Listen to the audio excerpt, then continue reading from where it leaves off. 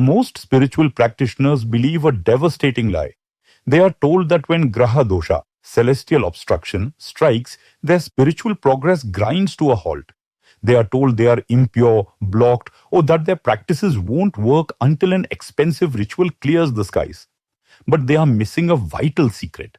Are you accidentally abandoning your most powerful shield right when you need it most? Welcome back to the show. Today we are busting a massive myth that has kept seekers in the dark for centuries.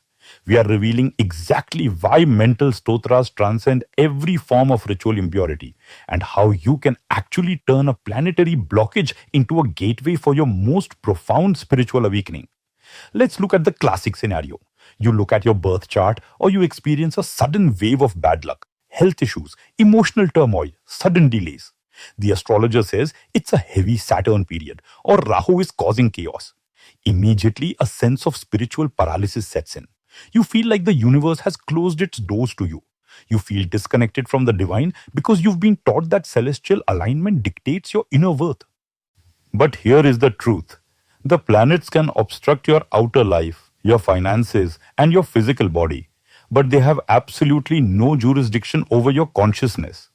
To understand why you're abandoning your shield, we have to look at what Graha Dosha actually is. The word Graha doesn't just mean a physical planet floating in space. It comes from the Sanskrit root meaning to seize or to grasp. A Graha is a cosmic force that seizes your perception, forcing you to burn through specific karmas. When a Graha seizes you, it manifests as external friction or internal mental fog. Because traditional remedies involve elaborate physical rituals, yajnas, specific lifestyle restrictions, or physical temple visits, practitioners confuse the remedy with the connection.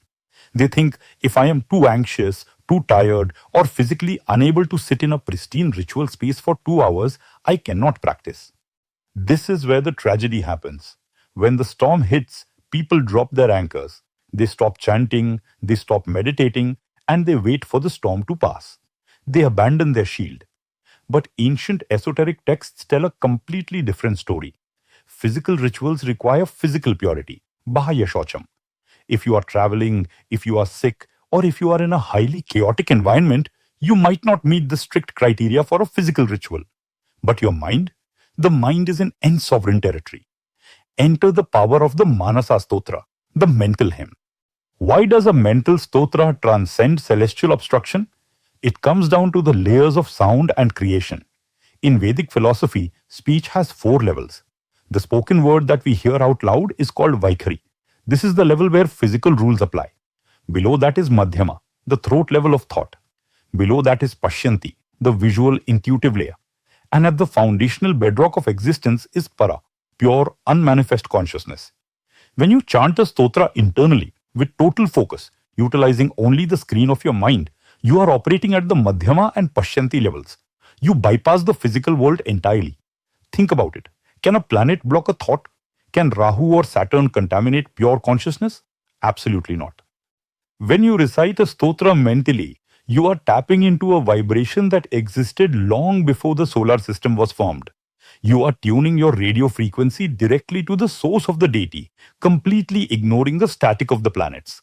In fact, many scriptures explicitly state that Manika Japa, mental chanting, is thousands of times more powerful than loud recitation because it requires intense, undivided internal awareness. It forces you to pull your energy away from the external chaos created by the Graha and plunge it inward. Therefore, ritual impurity or external bad luck cannot touch a mental prayer.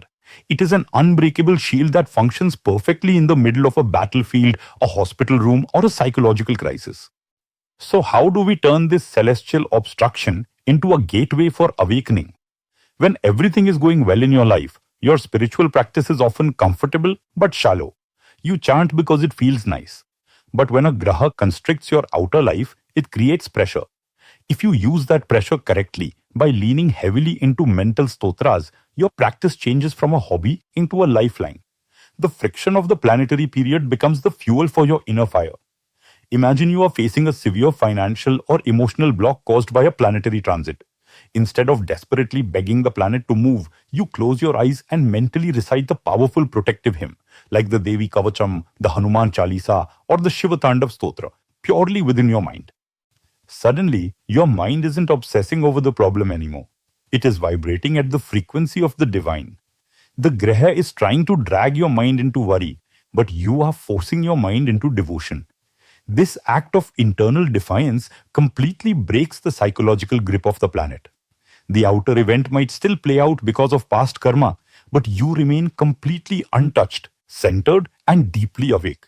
This is the ultimate alchemy, using the very chaos the planet send you as the catalyst to dive deeper into your own mind than you ever have before. Here is my challenge to you this week. Stop waiting for the perfect conditions to connect with the divine. If you are going through a tough time, if you feel overwhelmed, or if you feel spiritually stuck, do not lay down your shield. Close your eyes, build a temple inside your own mind, and let your internal voice chant your favorite stotra.